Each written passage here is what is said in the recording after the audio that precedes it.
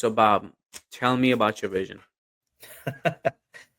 My vision, well, I just hope everybody enjoys life and have their dreams come true. And it's something, hard work usually pays off when you're pursuing your goals in life. And I wish everybody well in that pursuit.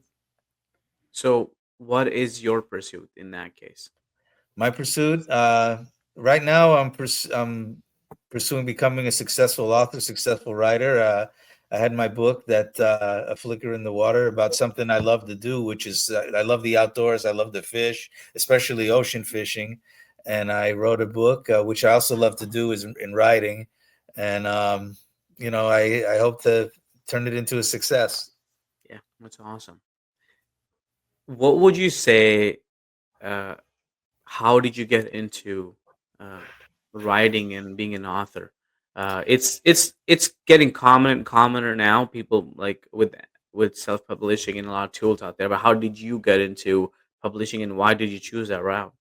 Well, when I was in school, some of the teachers told me that I was a good writer. I really never took them that seriously, and I never even thought about writing a book until I was in my mid 50s, and I had some time on my hands, and I thought, you know what, let me give this a try. I have some stories there I think people will be interested in. They're fun, they're educational, it's good for kids. And I enjoyed doing it. I started writing and I turned it into a book, and I'm so glad that I did. People have really, really enjoyed it. I've gotten some terrific comments about it. So, what is your book about? My book is a collection of sea stories, what our oceans mean to us throughout history, not just in my time, but what the oceans mean to mankind. The fish in the sea. I talk about Christopher Columbus. I talk about Hemingway's adventures at sea. I talk about some of my own too. Talk about the Keys and the Gulf of Mexico and how the currents flow and how everything interconnects in the oceans. And I talk about some of the fish that we caught and some of the ones that we missed out on. That's awesome. It's a so there's no right or wrong answer to this, right? Um, One is, do you have a purpose behind the book? If not, that's okay too. And the second question is, this author, um, you being an author and writing books, is this something you're going towards as a legacy builder, or is it something you do on the side, with uh, life? And there's no right or wrong answer to this. I just love Yeah. to hear your thoughts. Well, I started it out on the side. I used to be a small business owner for many years. For like 30 years, I had a little small retail shop in the mall. Um, but right now, I'm kind of pursuing it full time. It's something I really love to do. I enjoy doing, and we'll see where it takes me.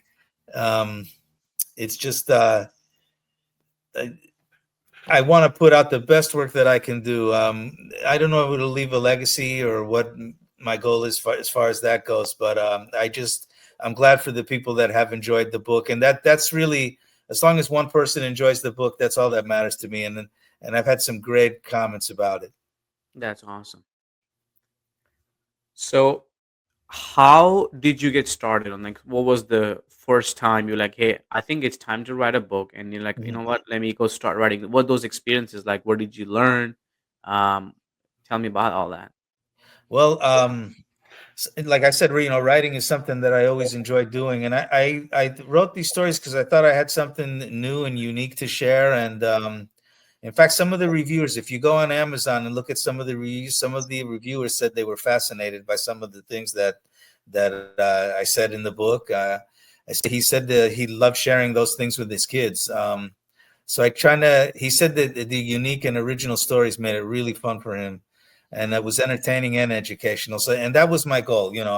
As long as I can, entertain people and maybe share a few things that I've learned along the way, that means a lot to me. Yeah, that's awesome. Um, what would you say that you learned? Like, what was the most significant thing you learned when you were doing that? Well, I learned about the Gulf, the currents in the Gulf of Mexico. I guess the Gulf of America now, what they want to call it. Yeah, yeah. The currents enter south from the Caribbean and they form a giant loop current in the Gulf. and it wraps around the Gulf in a circle like a loop, and then it always flows between Cuba and Key West, and then it connects with the Gulf Stream and goes up the east coast of the Atlantic. And Hmm. it's a big, huge current. It's about 150 miles wide. It's like 3,000 feet deep, and it's one of the fastest moving currents in the whole world. It moves at like 6.5 miles an hour. So it's continually one of the things I talked about the book. People might remember that Horizon oil spill from many years ago there in the northern Gulf. Hmm. What that loop current did was it helped push a lot of that oil out of the Gulf. It kind of like it cleaned it. It refreshes itself with constantly new water.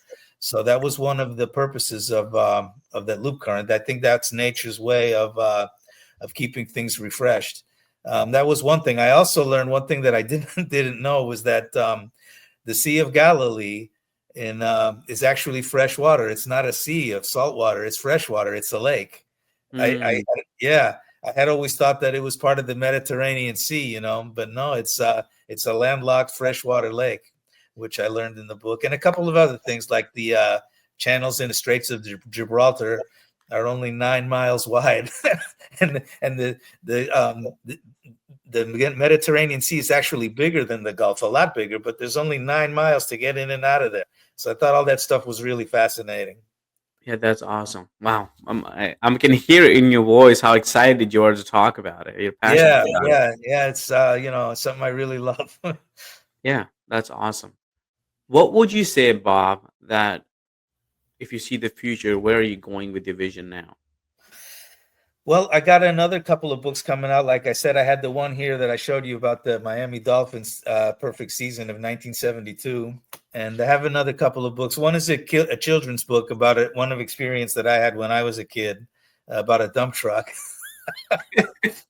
And then I have another one on the some poetry that I write about sports. That's awesome. The why did you choose the Miami title? The Dolphins one. Yeah, I know you like the Dolphins now. You shared that with me, but why that story from the back? Well, What it, what? it came in my book in this book, the Flicker in the Water book. Yeah. There's a line in there that just came into my head one day. I said, neither fishermen or fish go through a full season undefeated unless you're the 1972 Miami Dolphins, which Oh, came that's right. amazing.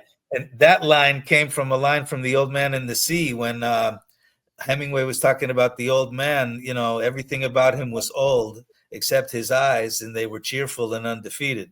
So I got that line from that line. Yeah. and, and then it led to the one about the Miami Dolphins. I don't know where these ideas come from. It's just sometimes when you're thinking about stuff, the coolest things pop into your mind. They're right down. That's awesome. That's amazing. That's very exciting for me to hear. Yeah. Um, one more question for you before we enter this segment, Bob.